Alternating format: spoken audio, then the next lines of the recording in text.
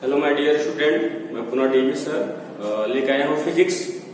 जैसा कि previous video में हम लोगों ने पहले लेसन यानी कूलाम का नियम तथा वैद्युत क्षेत्र पर आधारित कुछ न्यूमेरिकल्स के बारे में अध्ययन किए थे, ठीक है ना। आज के वीडियो में भी आपको न्यूमेरिकल ही पोर्शन है, लेकिन प्रीवियस वीडियो में जो न्यूमेरिकल आप लोगों को बताया जा चुका है उससे कुछ अलग है, ठीक है ना। तो आइए वीडियो प्रारंभ करते हैं। ध्यान दें, यहाँ पे दिया हुआ है आपका एक इलेक्ट्रॉन व एक प्रोटॉन के बीच की दूरी 0.53 एंगस्ट्रॉम है। इस निकाय का वैद्युत द्विध्रुव आघूर्ण क्या करना है, ज्ञात करना है, ठीक है ना। तो आइए इसको सॉल्व करते हैं। सॉल्यूशन में देखिए, एक इलेक्ट्रॉन है और एक क्या है, प्रोटॉन है। इन दो विपरीत प्रकृति की क्या है, आपके आवेश है, ठीक है, जिनके बीच की दूरी आपका दिया हुआ है 0.53 एंगस्ट्रॉम है। इस निकाय का वैद्युत द्विध्रुव आघूर्ण ज्ञात करना है, ठीक है ना। एक चीज ध्यान दें, वैद्युत द्विध्रुव आघूर्ण बराबर जानते हैं स्मॉल p इक्वल टू ये 2q आपका होता है, ठीक है ना। इसको थोड़ा सा चेंज किया जाए तो q इंटू 12 क्या होता है, बराबर होता है, ठीक है ना।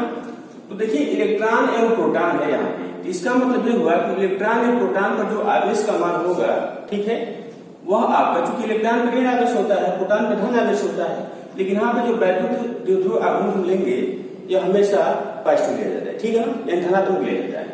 तो Q बराबर आपका हो जाएगा 1.6 इंटू 10 के पावर -19 कूलाम आपका हो जाएगा। और देखिए, जो 2L है, यहाँ पे बच्चे गलती करते हैं। जैसे मान लो अगर इस तरीके से सूत्र लिखेंगे तो L बोलेंगे कि सर ये 0.53 एंगस्ट्रॉम आपका दिया हुआ है, ठीक है ना। ये गलत है। जो वैद्युत द्विध्रुव लिया जाता है तो उसकी जो लंबाई होती है वो कितनी होती है, टोटल 2L होती है। आइए समझ में, यानी इसका मतलब ये हुआ कि 2L बराबर आपका दिया हुआ है 0.53 एंगस्ट्रॉम आपका दिया हुआ है, ठीक है। इसको थोड़ा सा सॉल्व किया जाए तो 0.53 इंटू 10 के पावर -10 मीटर का क्या होगा, बराबर आपका हो जाएगा, ठीक है ना। यानी हमेशा ध्यान दीजिएगा, जब दो विपरीत प्रकृति के आवेश के आधार पर वैद्युत द्विध्रुव आघूर्ण पूछेगा तो जो उसकी लंबाई ली जाएगी 2L ली जाएगी, न कि L क्यों ली जाएगी, ठीक है। इस तरीके से 2L का जो मान पूरा इतना दिया हुआ है, ठीक। अतः वैद्युत द्विध्रुव आघूर्ण P इक्वल टू हो जाएगा, Q का मान कितना है 1.6 इंटू 10 के पावर -19 कूलाम है, और जो बीच की दूरी है वह 0.53 इंटू 10 के पावर -10 मीटर में आपका दिया हुआ है। इसको कैलकुलेट कर लिया जाए थोड़ा सा, तो मल्टीप्लाई करते हैं। 16 की आपका हो जाएगा 48, 16 बचे 80, 484 आपका हो जाएगा, ठीक है। और डेसिमल 2 और 1 3 प्लेस इधर से लग जाएगा, ठीक है। और जरा घातांकों को सॉल्व किया जाए, देखिए इसमें माइनस चार्ज है, इसमें माइनस पावर है, इसमें भी माइनस आपका पावर है।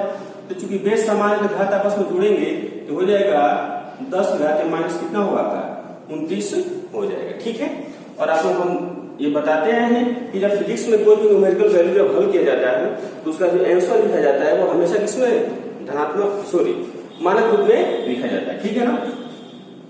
तो मानक रूप में लिखा जाएगा कि इस डेसिमल को यहाँ पे प्लेस करना है। तो प्लेस कैसे हो गया, 10 से गुणा करें, 10 से भाग दें, तो 10 से गुणा करेंगे तो 10 में इधर चला जाएगा और 10 का जो भाग होगा इसमें आके जुड़ जाएगा। हो जाएगा आपका 8.48 गुणे और 10 घाते माइनस का 30, और वैद्युत द्विध्रुव आघूर्ण का मात्रक होता है आपका कूलाम, और क्या होता है आपका मीटर होता है। ये इसका क्या है आंसर, आइए समझ में।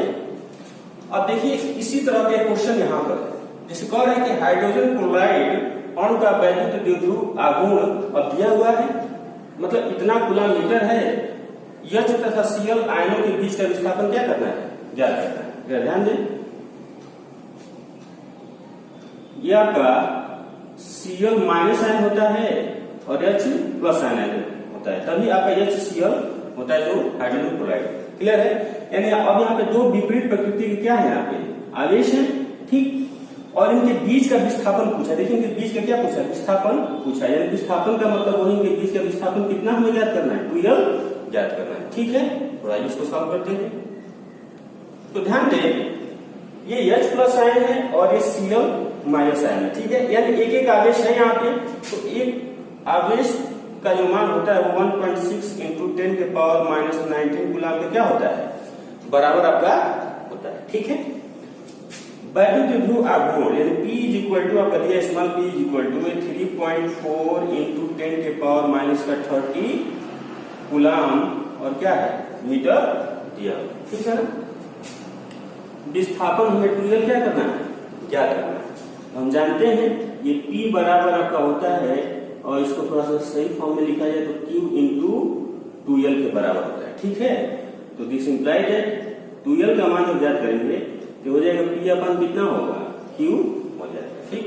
P की वैल्यू रख दीजिए, तो हो जाएगा 3.4 इंटू 10 के पावर और माइनस का 30 अब बटे में ये हो जाएगा 1.6 इंटू 10 के पावर माइनस 19 आपका हो जाएगा, ठीक है। यानी P इज इक्वल टू हो जाएगा, इसको काट लिया जाए, 2 से काटिए 17 बार में कट जाएगा और 2 अट्ठे 16, एक एक दशमलव के बाद 2 हट जाएगा, 8 से भाग दे दीजिए, ठीक है। तो हो जाएगा 8 गुना 16 होगा, ठीक। फिर आपका 1 10 होगा, 8 एक 9 8 और फिर 2 बचा 8 गुना 16 8 पचे 40, 10 घाटे कितना आ जाएगा, ये ऊपर एक प्लस हो जाएगा ना, यानी माइनस 30 और प्लस 19, सॉरी 2L निकाला जा रहा है ना, तो कितना हो जाएगा आपका 2L निकाला जाएगा, ठीक। तो इसको हल कर लिया जाए तो मिलेगा आपका 2.125 गुणे ये हो जाएगा आपका 10 घाते 1 और माइनस 11 मीटर होगा, ठीक है। यानी कहने का मतलब है कि H प्लस आयन और Cl माइनस आयन के बीच का जो विस्थापन होगा ये 2L इक्वल टू कितना हो जाएगा 2.125 अब 10 to the power minus 11 metre के बराबर आपका हो जाएगा, ठीक है ना। इनके बीच का विस्थापन ये निकल गया, क्लियर है। तो अभी आइए नेक्स्ट क्वेश्चन पर विचार किया जाए। यहाँ पे कह रहा है कि वैद्युत द्विध्रुव आघूर्ण जिसकी लंबाई 4 सेंटीमीटर है को एक समान वैद्युत क्षेत्र में इतना न्यूटन पर कूलम से 30 रखने से इतना न्यूटन का बल आघूर्ण लगता है, ठीक है। द्विध्रुव आघूर्ण की क्या करनी है, गणना करनी, ठीक है ना। आइए थोड़ा ध्यान दें। सॉल्यूशन जो दिया हुआ है उसको नोट किया जाए। वैद्युत द्विध्रुव आघूर्ण जिसकी लंबाई है 2L बराबर आपका दिया है 4 सेंटीमीटर, ठीक है। एक समान वैद्युत क्षेत्र यानी E बराबर आपका दिया है 10 टू दी पावर 5 न्यूटन पर कूलम दिया है, 30 अंश पे रखा जा रहा है, तो थीटा बराबर आपका है 30 अंश, ठीक। इतना न्यूटन का बल आघूर्ण कार्य करता है, टाउ बराबर है आपका 9 इंटू 10 के पावर माइनस 2 न्यूटन आपका दिया हुआ है, ठीक है। तो पूछा द्विध्रुव के द्विध्रुव आघूर्ण की गणना करनी, यानी P is equal to small p हमें क्या करना है, ज्ञात करना है, ठीक है। एक चीज ध्यान दें, जो वैद्युत द्विध्रुव है जब उसको एक समान वैद्युत क्षेत्र में रखा जाता है तो उसको एक बलयुग्म का आघूर्ण कार्य करता है, ठीक है। तो वही बलयुग्म का आघूर्ण का सूत्र आप लोगों को बताया गया होगा, याद होगा तो क्या होगा आपका, यानी tau equal to P E और क्या होता है साइन थीटा के बराबर आपका होता है, ठीक है। तो टाउ का मान आपका हो गया 9 इंटू 10 के power minus 2 is equal to small p ज्ञात करना है, वैद्युत क्षेत्र का दिया 10 to the power 5 into sine theta यानी साइन आपके कितने अंश का हो जाएगा, यानी 30 अंश दिया हुआ है, ये कितना होगा आपका 30 अंश हो जाएगा, ठीक है ना। तो चूंकि p ज्ञात करना है थोड़ा सा सेपरेट किया जाए, 9 इंटू 10 के power minus 2 equal to p into 10 के पावर 5 हो जाएगा, और साइन 30 का मान कितना होता है 2 होता है। इसका क्रिया से गुणा कर दीजिए तो 9 गुना 18 अब 10 घाते माइनस 2 हो जाएगा, और ये बटे में आ जाएगा, ये 10 घाते 5 बराबर p आपका हो जाएगा, ठीक है। इस तरीके से p इक्वल टू हो जाएगा, ये ऊपर जाएगा तो 18 इंटू 10 के पावर माइनस का 7, ठीक है। इसको मानक रूप में लिख लिया जाए तो p इक्वल टू हो जाएगा आपका 1.8 इंटू 10 के पावर और माइनस 6, ठीक है ना। और ये हो जाएगा कितना आपका कूलाम मीटर आपका हो जाएगा। ये इसका क्या होगा 150। ऐसा में आइए नेक्स्ट क्वेश्चन में विचार करते हैं। यहाँ पे दिया हुआ है कि त्रिभुज ABC एक समबाहु त्रिभुज है जिसकी भुजा 0.5 मीटर है। कोनों A व B पर क्रमशः +50/3 इंटू 10⁻⁹ तथा -50/3 इंटू 10⁻⁹ कूलाम के आवेश हैं। इनके कारण कोने C पर परिणामी वैद्युत क्षेत्र की तीव्रता व दिशा क्या होगी, ये क्या करना है, हमें ज्ञात करना है। ठीक है, आइए थोड़ा समझे। देखिए ये आपका ABC एक समबाहु त्रिभुज है, ठीक है, जहां पे A पर +50/3 इंटू 10⁻⁹ कूलाम और B पर -50/3 इंटू 10⁻⁹ कूलाम का आवेश, ठीक है ना। ये दोनों आवेश आपके हो गए, ठीक। इसकी भुजा की जो लंबाई है वो 0.05 मीटर के क्या है बराबर। क्लियर है ना। एक चीज देखिए, ये चित्र आपका दिख रहा है, आप लोगों को वैद्युत द्विध्रुव के निरक्षीय रेखा पर स्थित किसी बिंदु पर वैद्युत क्षेत्र की तीव्रता का सूत्र बताया गया था, ठीक है। तो उस सूत्र में इसके निरक्ष से, मान ली वैद्युत द्विध्रुव यदि है तो इसके निरक्ष से यानी यह दूरी पता होना चाहिए। क्लियर है, जब यह दूरी हमारे पास है नहीं, ठीक है। तो अब यह दूरी यदि रहता तो हम E = 1/4πε0 Q/RQ का सूत्र लगा करके गणना कर लेते, लेकिन यहाँ पे ऐसा नहीं है, ठीक है। यह दूरी आपकी दी नहीं गई पार्टीशन में, इसको थोड़ा सा अलग वे में किया जाए, कैसे होगा यह समझिए। अब देखिए प्लस और माइनस ये दो आपके आवेश हैं, इन दोनों आवेशों के कारण बिंदु C पर तुल्य वैद्युत क्षेत्र की तीव्रता क्या करनी है, ज्ञात करनी है। तो प्लस आवेश के कारण जो वैद्युत क्षेत्र की तीव्रता E1 होगी, ठीक इसके विपरीत होगा, और माइनस के कारण E2 ठीक इसी दिशा में। क्लियर है। और इस तरीके से E1 तथा E2 को घटकों में वियोजित किया जाए तो ये आपके ऊर्ध्वाधर घटक, देखिए ऊर्ध्वाधर घटक E1 sin थीटा और E2 sin थीटा मिलेगा, और ये क्षैतिज घटक होगा आपका E1 cos थीटा और क्या होगा E2 cos थीटा हो जाएगा। क्लियर है। जो ऊर्ध्वाधर घटक हैं ये परस्पर एक दूसरे की विपरीत दिशा में, ठीक है, इसलिए एक दूसरे के प्रभाव को क्या करेंगे, निरस्त कर देंगे। अतः जो क्षैतिज घटक जो है E1 cos थीटा और E2 cos थीटा यही परस्पर जुड़ करके तुल्य वैद्युत क्षेत्र की तीव्रता क्या करेंगे, प्रदान करेंगे, ठीक है। तो आइए करते हैं। ध्यान दें, सबसे पहले आप इस प्लस की आवेश बिंदु C पर वैद्युत क्षेत्र की तीव्रता E1 निकालिए। प्लस 50/3 इंटू 10⁻⁹ कूलाम आवेश के कारण बिंदु C पर वैद्युत क्षेत्र की तीव्रता, वैद्युत क्षेत्र की तीव्रता, ठीक है ना। बिंदु आवेश का सूत्र लगा देंगे तो हो जाएगा E1 = आपका होगा 1/4πε0 Q/R² से निकालेंगे इसे, तो हो जाएगा आपका E1 = यह बिंदु आवेश से यह दूरी R मानेंगे, ठीक है, 9 की। क्लियर, जरा ध्यान दें। इसका अंकित मान 9 × 10⁻9 आपका होता है, इंटू Q का मान है आपका 50/3 इंटू 10⁻⁹ अपन R², यानी इसका मतलब हो जाएगा 0.05 का होल स्क्वायर, ठीक है ना। अब ये होगा आपका E1 = इसको देखिए इससे कैंसिल हो जाएगा, तो बचेगा आपका 9 × 50/3, ठीक है। इसको आप सेपरेट करेंगे तो मिल जाएगा आपका, जानते हैं कितना, 5 × 5 = 25 हो जाएगा, 10⁻⁻4 आपको मिलेगा, ठीक है। क्योंकि 2 के बाद दशमलव है, इसको अंदर में लिख सकते हैं 5 × 10⁻2 और उसके स्क्वायर करेंगे तो 5 × 25 × 10⁻4 का आ जाएगा, ठीक है। अब यहाँ पे ध्यान दें, ये 25 से कटेगा, 25 × 50, 3 से कटेगा, 3 × 3 = 9, यानी E1 का जो मान आपका आ जाएगा वो होगा आपका 3 × 6 × 10⁻⁻ कितना होगा, 4 आपका हो जाएगा न्यूटन पर कूलम। इसी प्रकार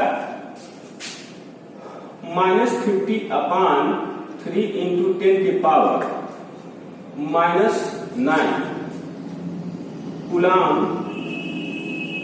आवेश के कारण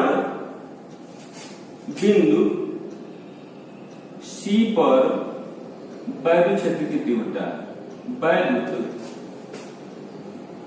क्षेत्र की तीव्रता, ठीक है ना। वैद्युत क्षेत्र की तीव्रता यानी E2 आप हम निकालेंगे ना, तो ध्यान दीजिए, चूंकि एक समबाहु त्रिभुज है, इसकी दूरी आपको 0.05 है, तो ये भी 0. क्या होगा 0.5 मीटर ही आपका हो जाएगा।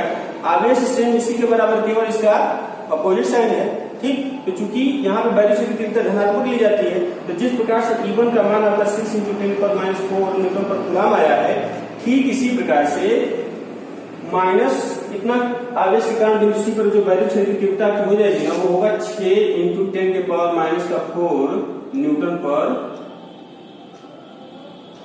कूलाम तो क्या होगा बराबर आएगा। क्लियर है। अब जरा आइए करते हैं। अतः बिंदु C पर नेट वैद्युत क्षेत्र की तीव्रता, ठीक है ना। जो नेट वैद्युत क्षेत्र की तीव्रता आपको निकल के आ जाएगी वह E बराबर, देखिए ये दोनों क्षैतिज घटक हैं, यही परस्पर जुड़ेंगे, यानी हो जाएगा E1 cos थीटा और प्लस का E2 cos थीटा के बराबर। अब यहां देखिए E2 और E1 ये दोनों क्या है बराबर है, ठीक है ना। इस तरीके से E बराबर आपका हो जाएगा ये E1 cos थीटा और प्लस का ये भी हो जाएगा E1 cos थीटा, ठीक। इस तरीके से E बराबर आपका मिल जाएगा 2E1 और cos थीटा का, ठीक। मानपूर्वक कीजिए E बराबर 2 × E1 का मान यह आपका 6 × 10⁻⁴ है, और cos, अब थीटा कितना आएगा आपको ध्यान देना, चूंकि एक समबाहु त्रिभुज है तो इनके बीच का कोण कितने अंश का होगा 60 अंश का, ठीक है। तो थीटा पर मिल गया, थीटा कितना हो जाएगा आपका 60 हो जाएगा। क्लियर है। इस तरीके से E बराबर आपका हो जाएगा 2 × 6 × 10⁻⁴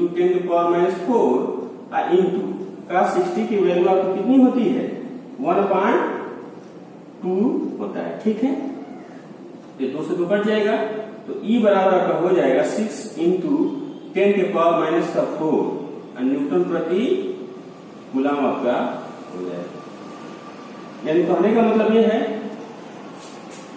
इन दोनों आवेशों के कारण बिंदु C पर जो तुल्य वैद्युत क्षेत्र की तीव्रता होगी वह E = 6 × 10⁻⁴ न्यूटन पर क्या होगा कूलाम हो जाएगा। क्लियर है। अब देखिए इसमें क्वेश्चन एक और पूछा है, दिशा पूछा है। क्या पूछा है दिशा। क्लियर है ना। तो देखिए चूंकि यहाँ पे इन दोनों बिंदु आवेशों के कारण बिंदु C पर तुल्य वैद्युत क्षेत्र की तीव्रता जो निकली है वह क्षैतिज घटक E1 cos थीटा तथा E2 cos थीटा के परिणामी योग से मिला है, ठीक है। तो इस तरीके से जो यह वैद्युत क्षेत्र की तीव्रता की निकली हुई है इसकी जो दिशा होगी ना वह AB के समांतर होगी। किसके समांतर होगी AB के समांतर होगी और A से B की ओर होगी, क्योंकि क्षैतिज घटक है तो A से कहां होगी B की ओर होगी। ये दिशा जो हो जाएगी इसका मतलब दिशा AB के समांतर, ठीक है ना, तथा AB के समांतर परंतु आपका A से B की ओर होगा, A से B की ओर होगा। समझ में आया, ठीक। तो इस तरीके से पहला लेसन यानी कूलाम का नियम तथा वैद्युत क्षेत्र पर आधारित जितने भी इंपॉर्टेंट न्यूमेरिकल्स थे हम आपको बता चुके हैं, और इन्हीं न्यूमेरिकल्स पर आधारित आपकी किताब में और भी सवाल दिए गए हैं, आप उसे सॉल्व कीजिए बारीक समझ में।